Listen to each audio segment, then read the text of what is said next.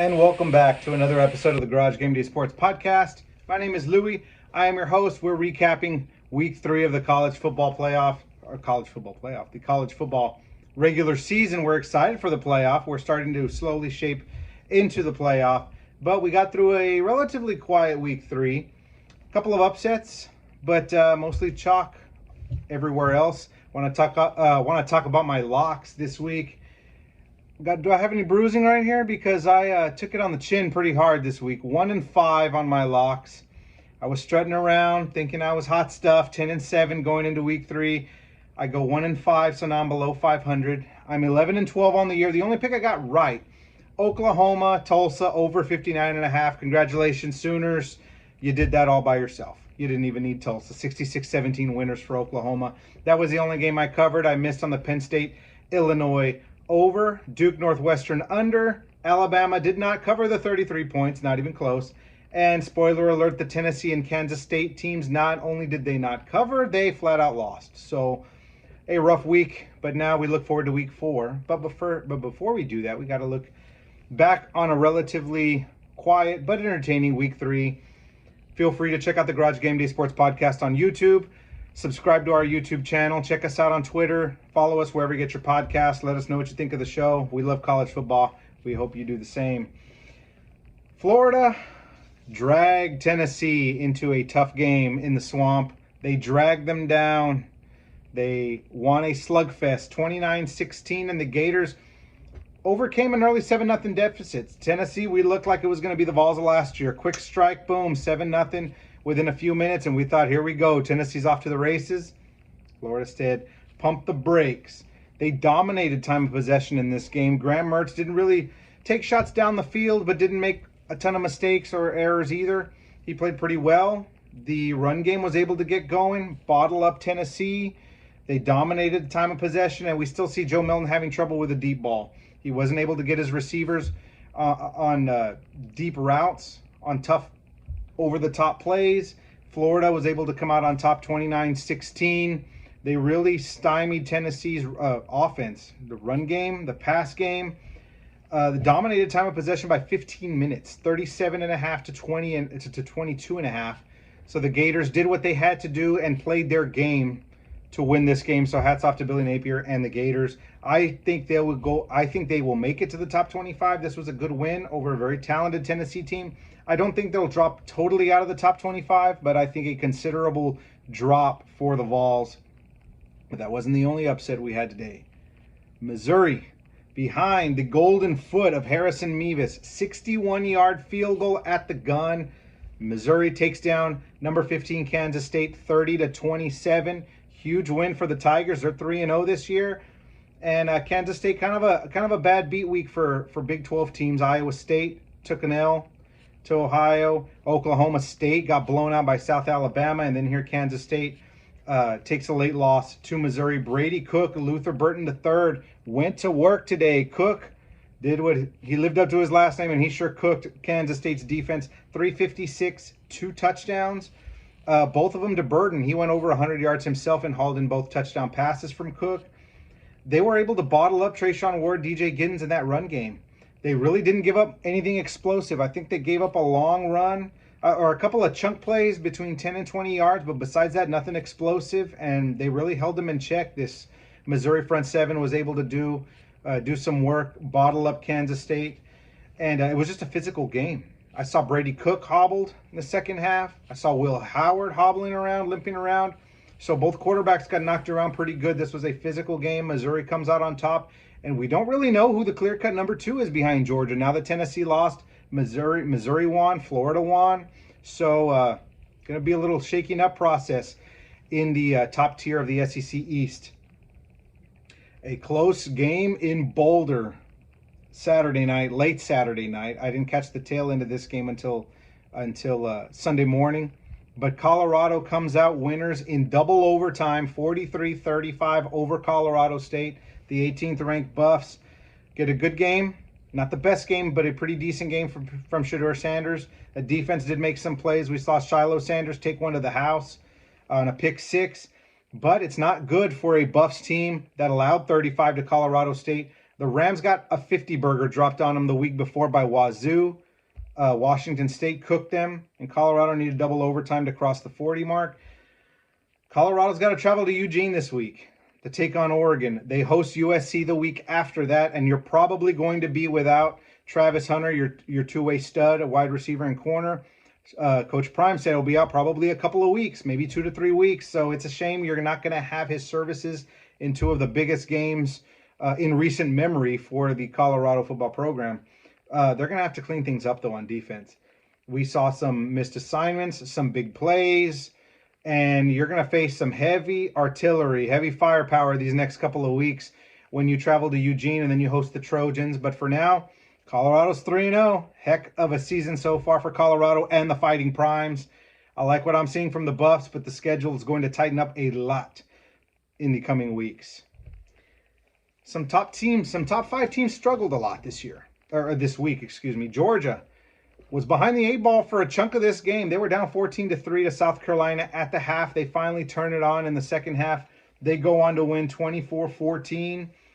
Carson Beck took care of the ball, didn't make mistakes, but the defense pitched a shutout in the second half, but not really what you want to see, though. Some sloppy play in the first half, and they struggled to put away a South Carolina team that's slightly above average, but nothing really.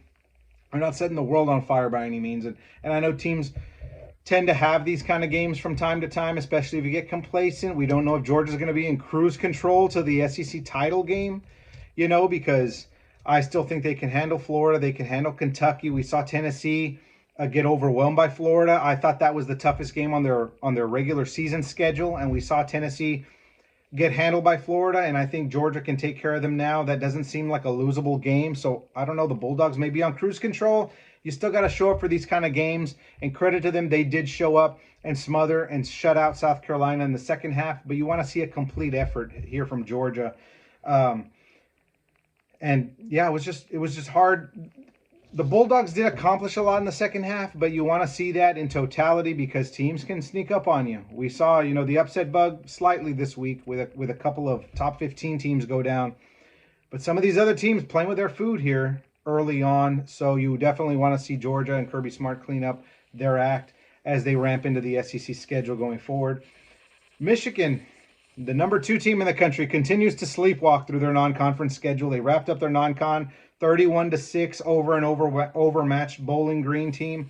J.J. McCarthy threw 3 picks in this game. So I don't know if that's that's obviously a concern, but it's also Bowling Green, so you kind of take it with a grain of salt. They kick up their Big Ten slate with Rutgers next week, which, that should still easily be winnable for Michigan. But you got Penn State still on the horizon down the road, Ohio State on the horizon down the road. So this offense has not gotten out of neutral. They have not cracked 30 points or past 35, I believe, so far in their first 3 games. So you definitely want to see more points being put on the board. You're seeing other teams have some dominating efforts against lesser competition. So for Michigan, if you're Michigan fans, you definitely want to see that. Harbaugh will be back on the sidelines next week. He just wrapped up his 3-game suspension. So I think Michigan, you'll see a crisper, cleaner version of the Wolverines, and I think McCarthy will clean up the picks. But you got to see Michigan get out of neutral once their Big Ten slate kicks into gear, which it will next week against Rutgers. Another team in the top 5. Basically, the only team that did not struggle that was in the top 5 was USC, and surprise, surprise, they did not play. They had a bye week. They were the only team with a bye week from the top 5. Texas handles Wyoming 31-10 behind a 21-point fourth quarter. Texas does this. They show out in the fourth quarter. We saw that against Bama. We saw that against Rice, a slow start against Rice before they finally poured it on in the second half. They did the same with Alabama. They were trailing 16, or was it 17-16 or 16-13, something like that, and Texas turned it on in the fourth quarter. They did just that, but a talented Wyoming team. We know what they did at Texas Tech and Laramie a couple of weeks ago. They took down the Red Raiders in double overtime. This was not a pushover, and they showed it. They were every bit of a tough game. It was 10-10 after 3 quarters, and Texas finally pulled away. They were finally able to get something over the top, a deep ball to Xavier Worthy for a touchdown. Then they got a pick 6 that really put the game on ice. But Quinn Ewers did struggle a little bit, so you kind of expected a little bit of a downer after the physical, emotional game against Alabama in Tuscaloosa. But Texas goes to Baylor.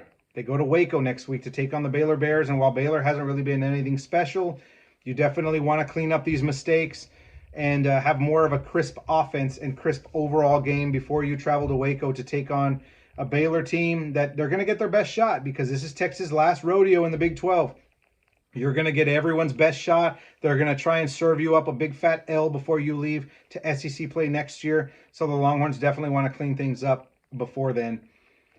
And then number 4, Florida State struggles against Boston College. They had this game pretty much wrapped up 31-10, but BC came storming back. Thomas Castellanos, their quarterback, made some big plays through the air, made big plays with his legs. 31-29, Florida State escapes BC on Red Bandana night. This was their Red Bandana game. They honor one of their own who tragically passed during the 9/11 attacks. So they schedule a game usually around September. I recently just found this out myself. I actually didn't know about this. So very emotionally charged night for Boston College. They were gonna pack a punch tonight against Florida State, and they stormed back and nearly pulled off the upset. But a historically sloppy game by the Eagles. 18 penalties for 131 yards. They missed an extra point early on in the game. Then they went point chasing. They went for 2 to try and recoup that lost point from the extra point. Failed on that also, and then left points on the field when they tried a field goal in the fourth quarter trying to mount their comeback. They opted not to go for the field goal, so they left points on the field. So overall, a very sloppy game from Boston College in the fourth quarter, and still nearly overcame that to take down Florida State. But the Seminoles survived 31-29. Pretty decent game, but not a lot from Keon Coleman. Jordan Travis was okay in this game, a hostile road environment. So while there weren't a lot of monumental upsets, there were a lot of close calls, and Florida State nearly the victim of an upset bug. As we touch on the best of the rest, pretty much, Washington continues to destroy people. They lit it up on Boise State. They overwhelmed Tulsa, and now they pour it on Michigan State in East Lansing, 41-7. Michael Penix continues to strengthen his Heisman case. Over 400 yards, 4 touchdowns. The Huskies, I think, one of the best teams in the country right now in terms of just overwhelming their competition. And while the Pac-12 schedule is definitely going to heat up for the Huskies, but right now they show no flaws, little to no flaws. They're overwhelming opponents. They're not letting teams hang around. They're just knocking teams out early. This one was 35-0 at halftime. So Sparty was totally done by halftime. Washington, another dominant performance. North Carolina rolls Minnesota in the second half, 31-13 the final, but the Drake May turnover curse continues. 2 more picks. That's 4 touchdowns and 4 interceptions for Drake May. That's a bit of a concern as you're coming into the ACC schedule, because you still got Clemson lingering. I know they're not the Tigers of the past, but they're still a decent team. You got Duke that overwhelmed Clemson, so Duke's got a pretty good squad. Florida State looks to be head and shoulders above the rest right now. Miami has a dangerous squad, and then Louisville continues to stack up wins in the non-conference. It's a deep ACC schedule, so if North Carolina wants to remain competitive, Drake May's got to cut back on the turnovers. But still, a good win. They forced the Greek rifle, Ethan Kaliakmanis, into mistakes, and North Carolina was able to come out a double-digit winner, but still got to clean up some mistakes. LSU, a huge win over Mississippi State, 41-14. Jaden Daniels was nearly flawless in this game. Had a nearly perfect first half. Only had a handful of incompletions for the entire game. 4 total touchdowns, 2 through the air, 2 on the ground. And the Tigers just put away the Bulldogs pretty early. Things not looking good in Starkville for Mississippi State. So my top 10, not seeing a ton of change here. Georgia, Michigan, 1 and 2. I had Texas number 3 last week, so no flip-flopping for me. I know the AP flipped Texas and Florida State. I have Texas, Florida State, USC, who is on bye, number 5. Ohio State still 6. Penn State, Washington, 7 and 8. Notre Dame still at 9. New entry into my top 10. I did not like what I saw from Alabama this week, as they only beat South Florida by 2 touchdowns. I slid in Utah to number 10. By virtue of that Florida win over Tennessee, Utah's win over Florida looks stronger. So I've got Utah just slightly over Oregon for that 10 spot. Those are my top 10 teams. I will release the rest of my top 25 a little later this week. Pretty eventful week 3, but week 4 is going to be huge. 6 top 25 matchups. We're going to talk every single one of them later on this week. We'll probably split the podcast into two because we've just got a loaded slate this week. Ohio State, Notre Dame, Colorado, Oregon, Iowa, Penn State, and a bunch of other very important, very huge games that'll shape the college football season in week 4. We'll be back a little later this week. This is Louie with Garage Game Day Sports Podcast. With the Garage Game Day Sports Podcast, feel free to check us out on YouTube. Check us out on Twitter. Follow us wherever you get your podcast. We appreciate any and all feedback. Let us know how we're doing. We appreciate any and all feedback. We hope you love college football. We do too. We'll see you guys a little later in the week.